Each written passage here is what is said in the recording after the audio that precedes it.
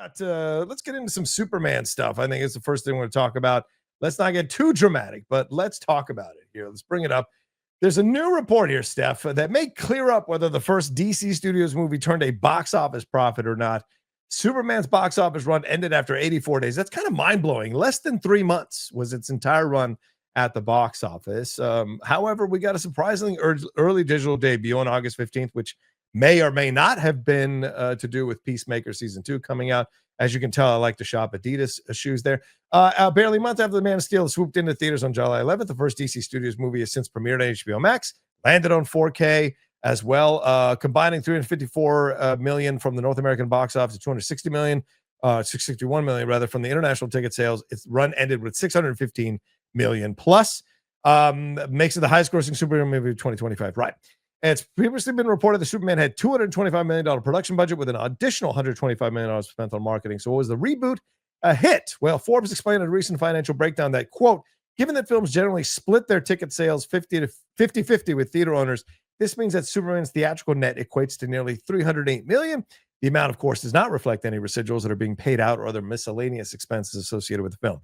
Even going with the $308 million before taking the other expenses into account, Superman's net falls below the $350 million Warner Brothers spent on the production of the film and marketing. So chances are that Superman didn't make a profit from theatrical revenue alone.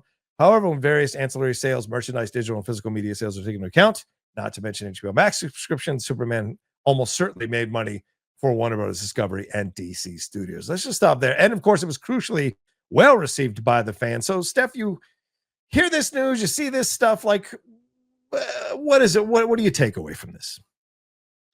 I take away that there's a lot that's a success, and there's a lot that just signifies more what's going on with movie going experiences worldwide in general, and just where the movie theater is at. And so it's like you have to take it with a grain of salt, and there is like nuance to it. But in terms of its wins, I think that it's important that, not that I like DC and Marvel, but it is cool for them that for the first time ever they do have a higher grossing film in the year than Marvel. I think that's awesome, especially for it being James Gunn's first big movie for DC like this.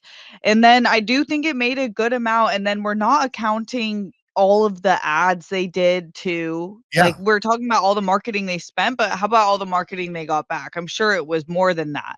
Right. And I've seen them in so many commercials, even on my Alexa. I don't want to say it too loud. She had this whole Superman thing for months that was going on, and you could have, so there was just a lot to it. So I think, it wasn't like the best numbers ever, but I think it was good box office, especially for this year's box office that suffered quite a bit. So fall for me, it always feels like a reset. It doesn't matter if it's back to school, the busier routine, shorter days, finding time to cook, it's rough. That's why I love Factor. It makes it so much easier. They're chef-prepped, dietitian-approved meals that make it easy to stay on track and enjoy something comforting and delicious no matter how hectic the season gets. More variety, more meals. You can choose from a wider selection of weekly meal options, including premium seafood choices like salmon and shrimp, and there's no extra cost. From more choices to better nutrition, that is why 97% of customers say that Factor helped them live a healthier life. Feel the difference no matter your routine. For me, it's been so beneficial when I need something, whether it's after the gym or in a pinch when I'm in the middle of, oh my God, I'm working, I got to eat something. I was like, but I got to get everything that I need for my body. And it is Factor. So eat smart at factormeals.com/Christian50off. Use that code Christian50off and you get 50% off your first box plus free breakfast for 1 year. That's code Christian50off at factormeals.com for 50% off your first box. Plus, free breakfast for 1 year. Get delicious, ready-to-eat meals delivered with Factor.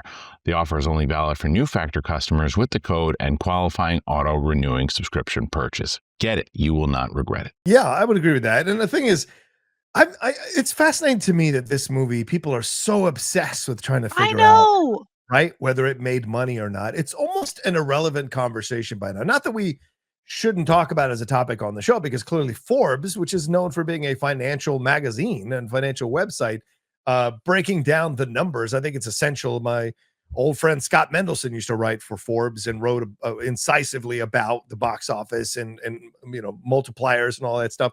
So you look at the numbers here, and I get it. It didn't make a massive ton of money, but what it did do was get people excited again, the DC franchise. And that's Totally. worth money down the road, right? And we know this. It's like a sports team. You invest in something, and yeah, maybe the first year they don't get to where they get to, but you see the flashes of the greatness.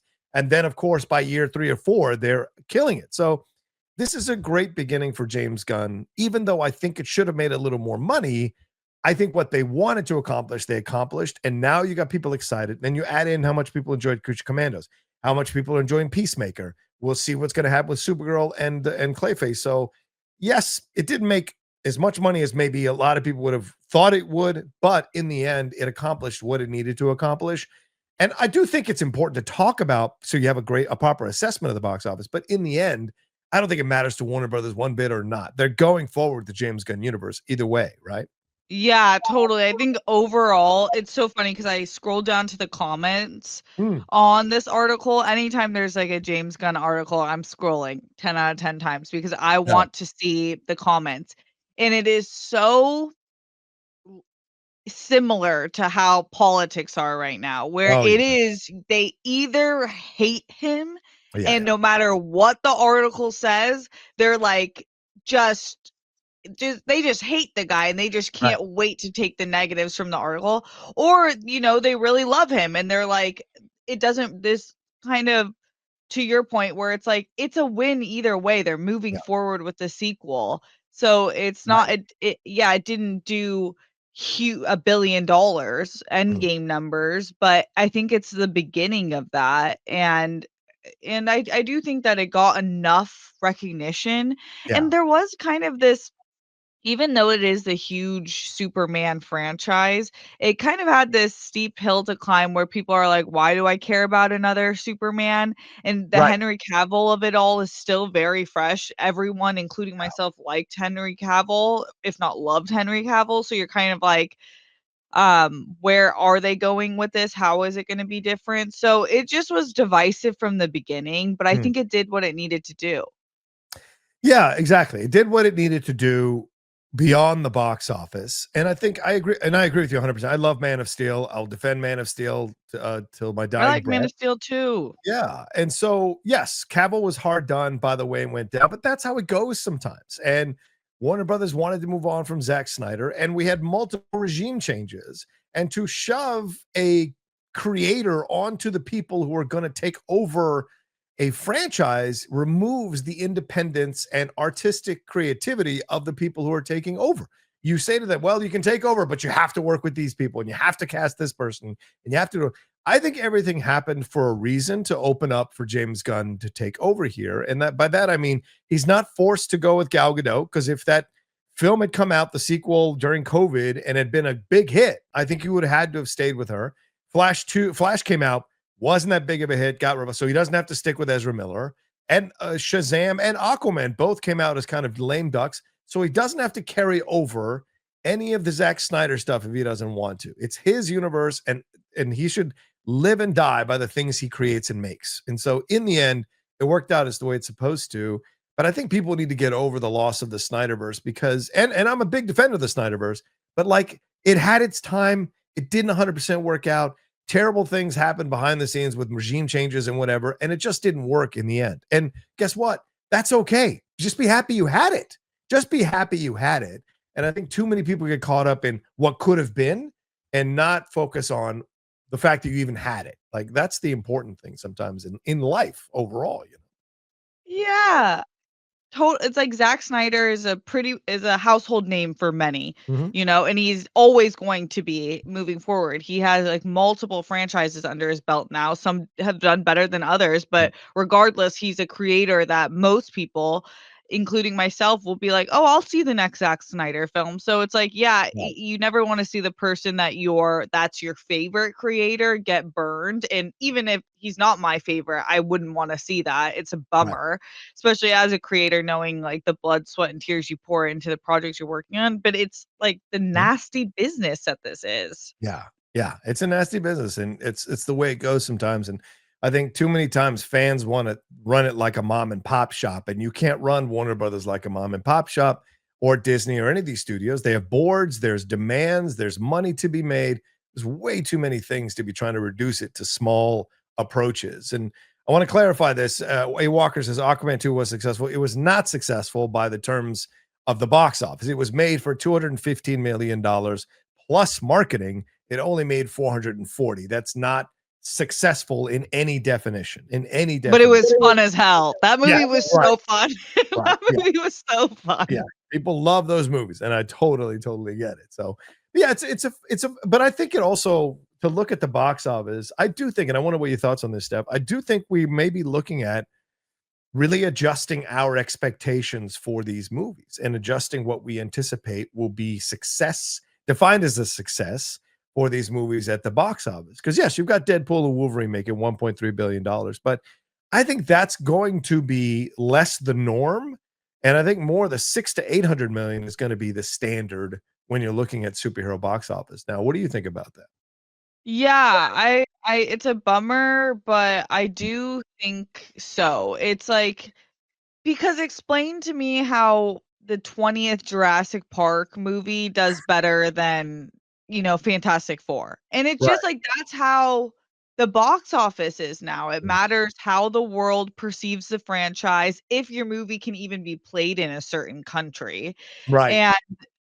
And then also it's like, unless it's a movie like Avatar, Christian made a good point where it is a better experience in the theater, like you Mhm. have to win that argument, then people have, like I have an 80-inch TV.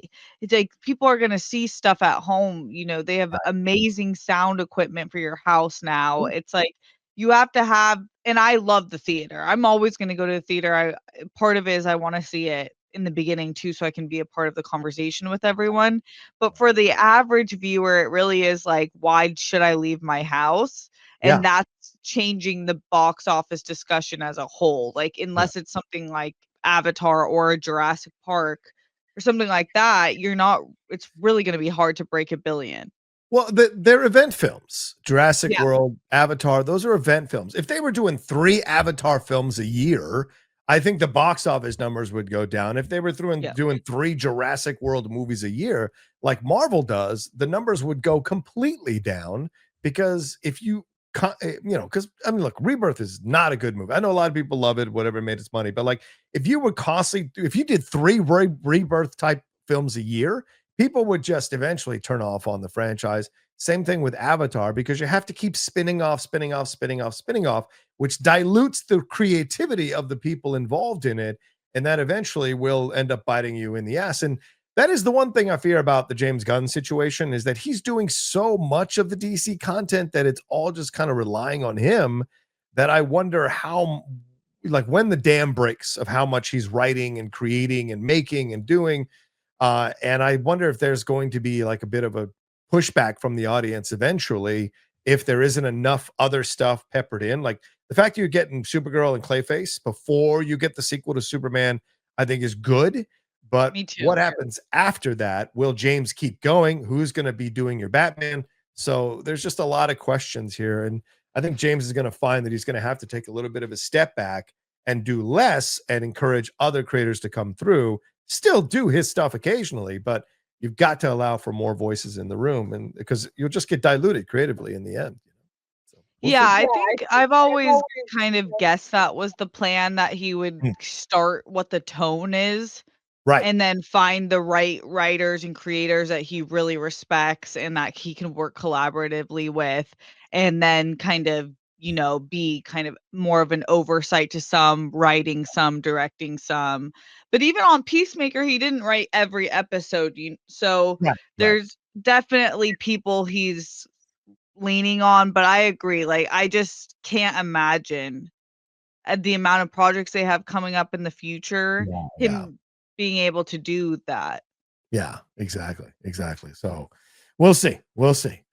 All right. Well, let us know what you think about this Superman box office discussion. Are you over it? Do you think it's valid? Do you think it's fair to talk about it and find out what's going on? What signs do you think this is showing us for the box office going forward with superhero movies and DC movies in general from James Gunn.